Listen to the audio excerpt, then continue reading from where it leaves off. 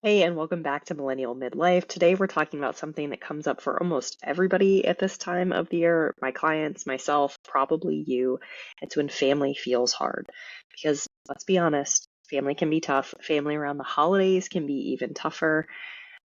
We go back, a lot of us go back to holiday homes, whether for Thanksgiving or Christmas or Hanukkah or whatever it is that you celebrate. And, suddenly we're seeing through the eyes of everyone as our 16-year-old self who did that really stupid thing. And it can be a lot, right? You add in political differences and aging parents and illness, even different coffee preferences or warm drink preferences, and suddenly the holidays can feel like an emotional obstacle course. I know I've been here, right? More than 10 times, more than a million times probably. I've thought, as I'm in holiday events, as an adult, why can't you just be different? My life would be so much easier if you were a different version of you. If you were more like me, right? And the funny thing is, they're thinking the exact same thing about me. Isn't it so interesting, our brains? For me, it happens even before I get to the holiday thing, right? Before I get to the family event. Before I walk into the room, I start judging myself because I can start seeing myself through their eyes and imagining what they're going to think about my choices and about my parenting and about my life. And so I start judging myself in advance of them judging me because I know they're going to judge me, or I'm pretty certain they're going to judge me. So by the time I actually arrive, I'm already tense. I'm already kind of angry. I'm totally amped and I'm totally on, like I'm on guard already before I even get there.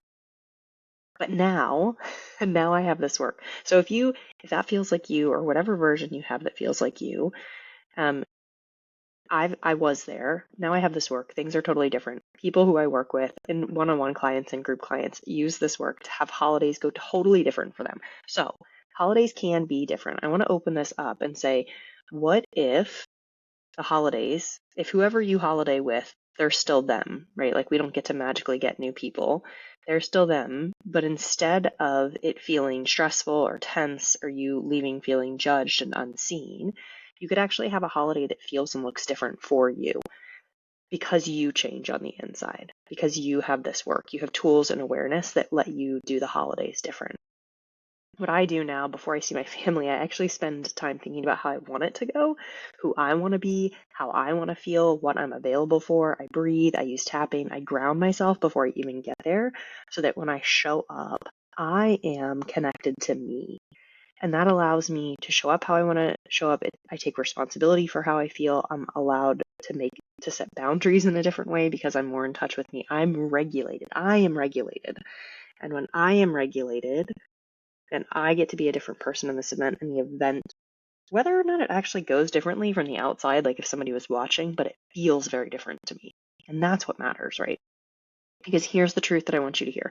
Other people will not behave the way you want them to this holiday season. They're going to be them. Other people aren't going to be, they're not going to magically change. I mean, maybe they did, right? Maybe they did like a whole lot of work on themselves over the last year and they're new people, and that would be amazing. And it's very likely that for the most part, you're going to be with people who are still the same people they were last year. But the good news is you get to choose who you want to be this year. You don't have to control them. You can let them be them. You can focus on you, and you can create a much calmer, grounded holiday than you're used to just by working with yourself. So here, this is the part where you get to start to work with you. Okay. So when I say stay connected to yourself, which sounds like coach speak, right? It sounds like kind of, you're like, okay, that sounds good, but like, what does that even mean? Here's what I mean. Pay attention to yourself. Pay attention to what is going on in your brain. Pay attention to what is going on in your body. What does it look like or sound like or feel like when you're stressed, angry, or overwhelmed? Can you start to get very aware of how you are and who you are when you are in this dysregulated space? And dysregulated is just like an umbrella term for any of those other things that I just mentioned, right? Feeling stressed, feeling angry, feeling judged, feeling unseen, feeling belittled, feeling whatever it is. So can you start to become aware of what is happening within you? So instead of paying attention and thinking like that person shouldn't have said something, they shouldn't be that way, they triggered me, we're coming back inside and we're saying, oh, I'm stressed right now. Can you meet yourself in the moment and say, I'm stressed right now. I wonder what I need to come back to myself. There's this line in A Course in Miracles that says, I see nothing as it really is. It's one of the lessons. And it's one of my favorites. And it's one that's come up recently in my cycle of doing them. And it really says when we step into something like a holiday family event or staying with family or whatever it is that's hard for you with people over this season, we think we're seeing reality as it is, right? But in fact, we're actually seeing reality as we expect it to be. And that's really wild for us. We don't want to admit that. But with our brains, we don't see reality. We see what we expect to see. And that means that if you walk into a holiday event and you're expecting to be ignored, ridiculed, annoyed, whatever it is, you've already written that script in your head. And so you filter everything through that lens, and your reticular activating system will pick those things out. And so this episode honestly is about when family feels hard, but it's really what's going on within you when family feels hard, right? Here's the thing. You can choose a different lens than last year. You can choose a different way of seeing yourself and operating with the people that you have. So I was talking about this with a client recently who had a family thing that was going on. And she told me she had this story that her family didn't really want her there, right? That she was kind of this pity invite. And at this other thing, she wasn't included. And then during the holidays, she feels like they don't really want her there. And I don't know what anyone else is thinking, right? And they're not in coaching with me, but I am in coaching with this person. And I can hear, they just told me what's going on in their brain, right? And this is the same for any of us at any family event. We don't actually for the most part, we don't get to know what other people think, but we do get to know what's going on inside of ourselves. So staying connected to yourself means recognizing what's going on within you. So she was telling me this story. They don't want her. They just pity me. Nobody wants me around. And it felt very disconnected for her, right? She felt very unwelcome, very unloved. I do know that if she walks into any family event believing that, she's walking in with an energetic BO. And I wish that I could say that I came up with that term, and I didn't, and I can't remember where I first heard it, but energetic BO, right? She has energetic BO. She's coming in believing nobody wants to hang out with me. And you've seen this. Either you felt it because you went into a party with this kind of, or an event or some kind of gathering with this kind of idea, or you watch somebody else walk in and you're like, I don't really know why I don't want to spend time with that person, but I just don't want to spend time with them. There's something off about them. I just don't want to be around them. They can feel the energy. And then your brain, if you have this story, right, this client that I was talking to, they walk in believing that no one wants to hang out with me, and then they watch everyone kind of respond to their energy. Your reticular activating system will pick up every weird look, every person who turns their back to you, everything, the person who doesn't sit down on the couch, it will interpret it and highlight every moment to confirm your story, because that's what our brains do. They filter information to confirm our predominant belief system. And if you go into the holidays thinking this is going to be awful, I'm going to be judged for everything that I my body and my parenting and my work and blah, blah, blah, then you are actually setting the stage for that happening in some way, right? And we blame it on other people, and I've done it too, so I'm not pointing a finger at you. We blame other people thinking they're the ones ruining our holidays, when in fact we can start to take responsibility for how we feel in that moment and how we show up. And taking responsibility for yourself is so much more effective at creating a calmer holiday for you than trying to control everyone else around you. Because just pause and ask yourself, how well has it worked to control everyone around me in the past? It hasn't. It doesn't. It just doesn't. We want them to, and we give them ultimatums. If you do that one more time, or and we can't uphold these boundaries and these ultimatums, but we do it because we think we need to control them to feel good within us. So this is not about excusing behavior. It's not about condoning behavior, but it is about owning your own story and owning who you are in these instances, in these events, noticing the lens you're walking in with. So before you step into your next gathering, before you step into the holiday season, you might ask yourself, what stories do I have? What stories am I bringing with me? Where am I blaming others or feeling like a victim? Where am I giving away my own power and my own choice? Who do I want to be this holiday season, or what do I want to happen this holiday season? And what am I actually available for, right? What am I energetically available for? What do I want to happen? How do I want this to go if I got to choose? And this is the work that works because it's the work that happens within you. And again, we think we spend a lot of energy trying to control everyone outside of us, thinking that will make everything better, and it doesn't work, and it never actually makes us feel better, even if it does work. And we spend very little time working on what's going on inside of us, which is where all of it actually matters and has really big impacts, right? Creating the nervous system regulation, creating the belief system that supports you, understanding how do I actually want the holidays to go this year, knowing that I can't control other people, right? Because when family triggers come up, what's really happening is your nervous system is saying, I don't feel safe, right? So when somebody says something and you feel triggered, it's your nervous system like raising their hand and saying, or like a little engine light coming on and saying like, not safe, not safe, not safe. And what most of us do is we ignore that light for a really long time to our own detriment, right? And then we kind of like with a car, oftentimes if you ignore it, something bigger and worse happens, right? That saying that it took me forever to understand, a stitch in time saves nine, right? If you have one little hole in a sweater and you take time to mend it, it fixes it. If you don't, you have an enormous thing to deal with, which I'm dealing with right now with my kids' wool outer clothes, right? I did not save nine. I did not save 9 stitches there. Okay, so your nervous system says like, I'm not safe, I'm not safe. And the name of the game here to reconnect with yourself, or we're going back to that phrase, right, is to pay attention. So the name of the game is noticing, right? You're paying attention, the gentle observation, the compassionate awareness, and then curiosity. So noticing, oh, my engine light's going on. My nervous system light is blinking at me. I don't feel safe right now. I could say I was triggered, but actually the trigger happened within you. So I am triggered, right? There's a trigger happening within me. It is happening within me, not outside of me, because different people are triggered by different things, right? So it's not the thing that triggers us, it's what's inside of us that's triggered. And then asking, so as we notice and we make space and we say, oh, I'm triggered. I'm safe right now. I just took a breath.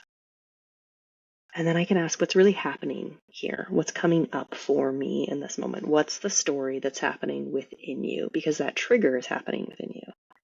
Not something from someone else, not something they did or said. It's your system reacting to old information, right? I don't see anything as it is now. I'm layering, my brain is interpreting current information based on what I have tagged as important with my reticular activating system, based on old experiences of what's been safe or not safe. That's how this is working.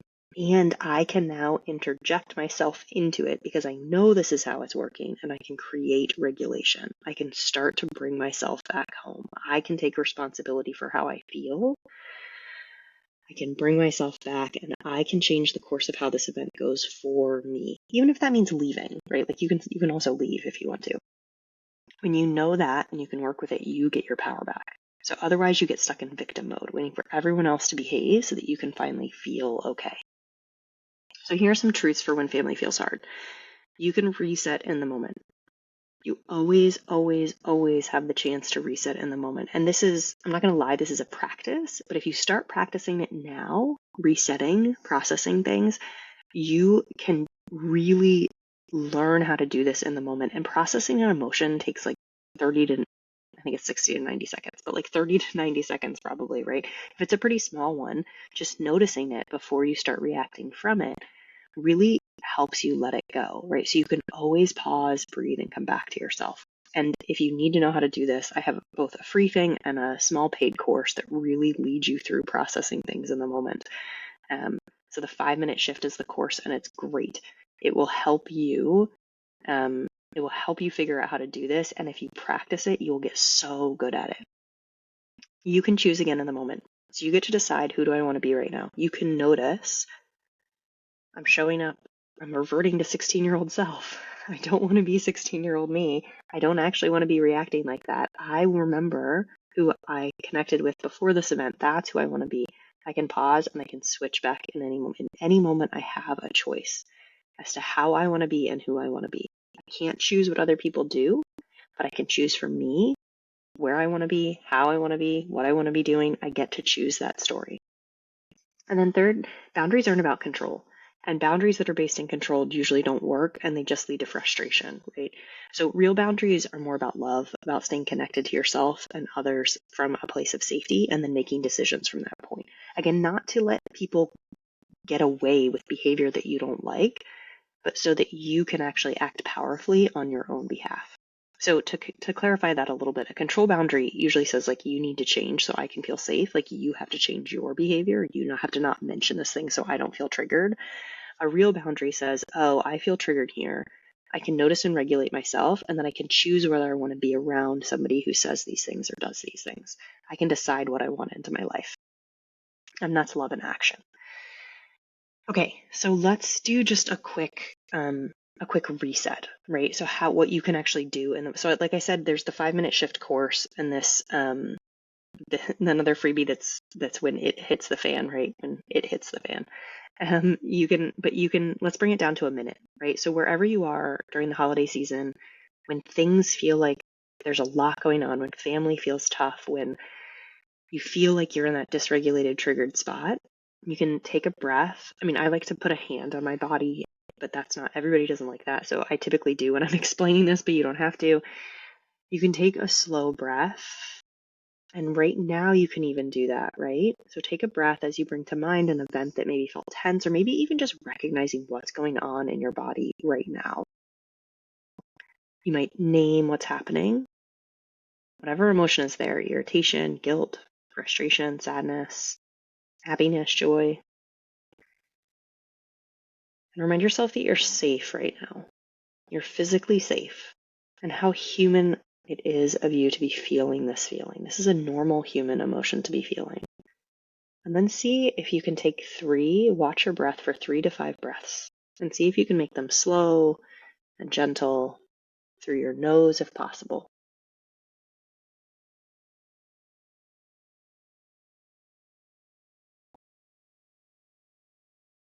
And as you take those breaths, and with a final exhale, you might then ask yourself, what's really happening here?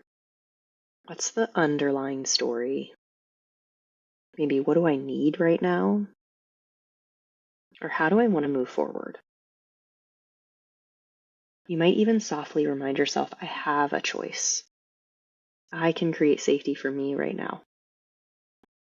And for so many people who follow me and who engage with me, either on the internet in some way, social media, or they work with me, that line, that I have choice, I can create safety for me, is such a powerful one, right? So that just a few breaths, like validating yourself, checking in with yourself, reconnecting with yourself, paying attention, is what allows that shift to happen. Okay, so let's start to wrap up with the difference between reacting and responding. Because again, when we're in family mode and holiday mode, oftentimes there's a lot going on and we get into reacting. So reacting feels a lot like autopilot. It's like when you find yourself yelling or walking away or saying yes without even realizing it. And then you start thinking like, why am I even doing this? Like, how did I get here? Why am I making cookies for the party again? Responding is different. Responding is that reconnection, right? It's pausing for a beat, processing whatever happened, whatever information you got, whatever emotion is coming up, and asking, who do I want to be right now? How do I want to move forward? Reaction feels urgent and tight, like your body's bracing, like it's looking for safety. Responding usually feels slower, it feels open, it feels more neutral, right? It feels like you actually have the choice in that moment. Like things slow down when you're responding. You're on your feet and grounded again. It's the moment when you shift away from surviving or trying to find safety to being yourself around your family. Okay, as you head into this holiday season, or whatever season, whenever you're listening to this, I want you to feel some hope. Hope that this year can be different. I want you to feel a little bit of relief that you're not broken. There's nothing wrong with you if it's been hard in the past, and empowerment that you actually have a say in how this goes. So if you want to do some journaling around this, it could be kind of fun, or even just like thinking out loud. If this was your dream holiday season, how would it go? And dream holiday season under like the context of it already happening, right? So like not like, oh, I'd go to Bali by myself. I mean, that you can do that, right? That could be your dream holiday, but you might also say, if I was going to go see my family, how would it go? Could you write that script? Could you pretend that it's a movie, that you're the main character? Could you actually write how that plays off? Can you imagine how you want to feel, right? In this real world, in this real event that you're going to go to, how do you want to feel? What would it be like? And who would you be if you felt that for the day? When you change how you show up, the world around you shifts too, right? And this is bringing in elements of manifestation and elements of nervous system work and elements of mindset work. They're there. So I know that this time of the year can feel so overfull, but I also know that my clients tell me that the hours they spend in coaching each week are the most important and impactful hours for them. They're hours that allow them to be who they want to be, to do the holidays differently, to actually enjoy themselves. So if this episode resonates, or the work that you've done with me, whether it's been here or on Instagram or wherever, resonates, and you feel ready to have a different holiday season, then come join me inside the Life Lab. Come join me. If you join in December or at the end of November, I'll have a Black Friday deal, because why not? And it's for some courses and the Life Lab for the next year. You can set yourself up to get through the holiday season in a different, calmer place, and also to set yourself up for the new year, right? For who you want to be going into 2026. This is where we practice this work every single week. We learn how to work with our own brains and nervous system so that you can create more calm and joy in the moments that matter most. Thank you so much for being here. I hope that this holiday season is a calm one for you, a joyful one for you, one that allows you to recognize grief and anger and frustration in whatever elements they come up and whatever measures they come up, because those, you're allowed to feel feelings, and I'll have another episode about this over the holidays. You're allowed to feel many things around the holidays, and honoring that is so powerful. Be gentle with yourself out there. Take care, and I will see you next time.